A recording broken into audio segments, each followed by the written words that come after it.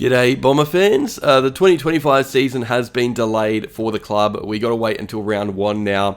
But maybe that gives some players battling injury an extra shout to be right for that game against the Hawks. We currently have a few players battling injuries on the list. There are some destined to miss weeks, if not months. Some important players may not have even gotten up to play the Suns this week, but they could be right to play the Hawks the week after. So there's a lot to talk about today. Let's crack into it. All right, so let's look at the Everything Essendon injury list, because the official list posted by the Footy Club has like 3 players named on it, but there are more. Here are all the guys that I can think of that are actually injured or recovering from injuries. Apologies if I'm wrong with any of these, but I think most are spot on. If anything, I may have left someone out who I've just forgotten about. So let me know if that's the case down below. But yeah, the annoying thing is that only one player has a set return date on our injury list. So we're going to start with Matt Guelphy.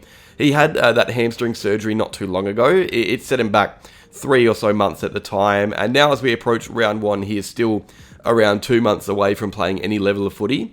This is standard. We knew this was going to be the case when we talked about it the other week. Very unfortunate setback for him, so he's definitely going to be late to the party for us. Now, there were a few wondering if we could place him on the inactive injury list and add another spot to our list to bring in Kane Baldwin as an SSP. But by the time Guelphy heals in round 7 or round 8, it's not a long enough layoff to be put on the inactive list at all. So we should expect him to return to the AFL, I'm guessing a tiny bit before round 10, just because we're going to want him running through the VFL a bit before he returns.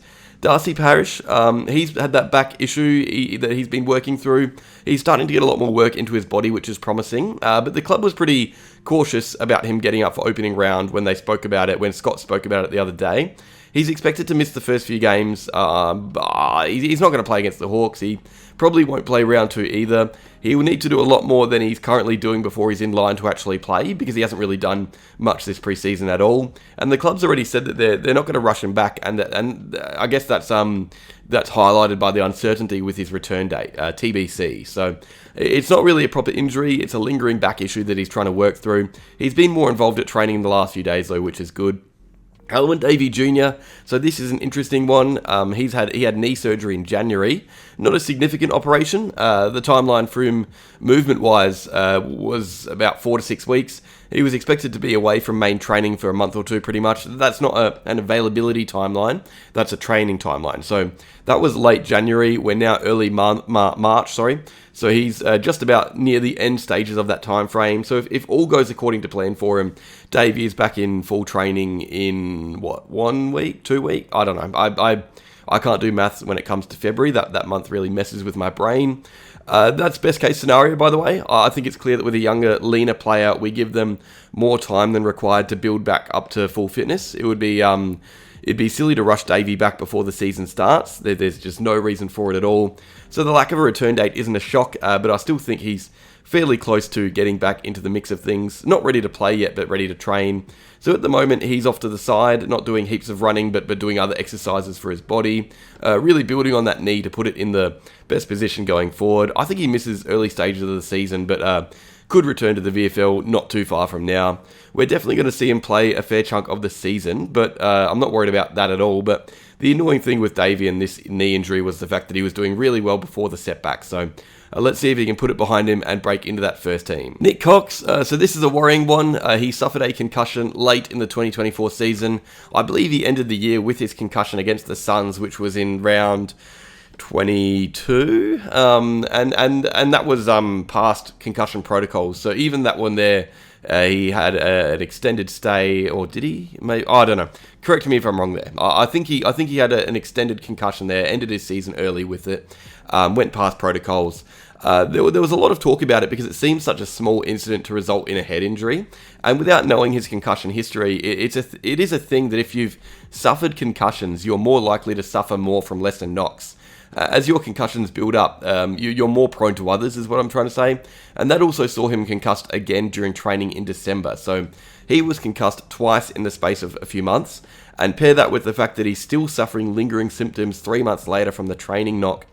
That is pretty worrying. There are not just question marks over his season now, but honestly, maybe his career at this stage. These head injuries are no joke. If you're still suffering 3 months after your concussion, it means your head is telling you not to get knocked again. One more knock this year, and it could be a huge wake-up call for him. We obviously want him playing good footy for us. We want him down in defence or wherever it is. But I think I speak for everyone when I say that I'd rather him just be a healthy young man. So yeah, this Cox concussion situation is a worrying one. There's no return date. He hasn't been training for a few months. It means when he comes back, he still needs to build up match fitness and brush off the cobwebs. I don't think we see him in the early stages of the year at all, not even in the VFL. This is the most uncertain of the lot. It's really hard to know when he's going to come back. It's tough to judge what's going to happen here. I just hope he's in good spirits. The next few are not on our official injury list, but they're still technically injuries for me. Jaden Laverty, he's been off to the side for a little while, last couple of weeks. He didn't play in either practice match. He's been running laps. He has a hip complaint, and he hasn't been in full training this week either. So he's likely going to miss the early stages of the year, first few weeks. Luckily, our other defenders are fit, because it would be a worry if they weren't. Harry Jones, so I actually got a message from Scott from a lunchtime catch-up podcast, Scooter McNeese. He was telling me that he thought something was up with Jones. And then literally an hour later, I see Riley Beveridge post a story about him and his niggle. So I'm going to say Scooter 1, Beveridge 0 there. Good journalism. The issue with Jones is his glute. He suffered a knock to it, which would have likely put him as a test if we were to be playing against the Suns this week. Luckily, we're not, so he's probably going to be available for our Hawthorn game next Friday. Same with Mason Redman. Redman was likely going to be fit for the Suns, but he did have that knock to the ribs in the Bulldogs-Pracky match. Missed the Geelong game. I think he was going to be fine, but just in case he misses next week for some reason, now you know why. Now you know why, I guess. Those two should be fine for next week, and guys like Caldwell and Draper, who I don't have here, they were running laps yesterday, but they're going to be fine for next week too. Yeah, that's our injury list. Not heaps there, which is ideal. Hopefully this time next week it dwindles down and we have only a few names on it. I think looking at who's unavailable for round one, it is just Guelphy, Parish, Davey, Cox and Laverty at this stage, which isn't great. All 5 of them played a fair amount of footy last year, but the rest should be fine. Keep in mind there are also some kids returning from surgery. Zach Johnson, Archer Day Wicks, Jaden Newen. They may not necessarily be injured right now, but they will not be rushed heading into the VFL season, which is of course where they're all going to play their footy to start. On to next week, I guess. Cheers for watching, Bomber fans. Comment down below anything I may have missed. Like if you enjoyed, subscribe if you're new to the channel, and go Bombers.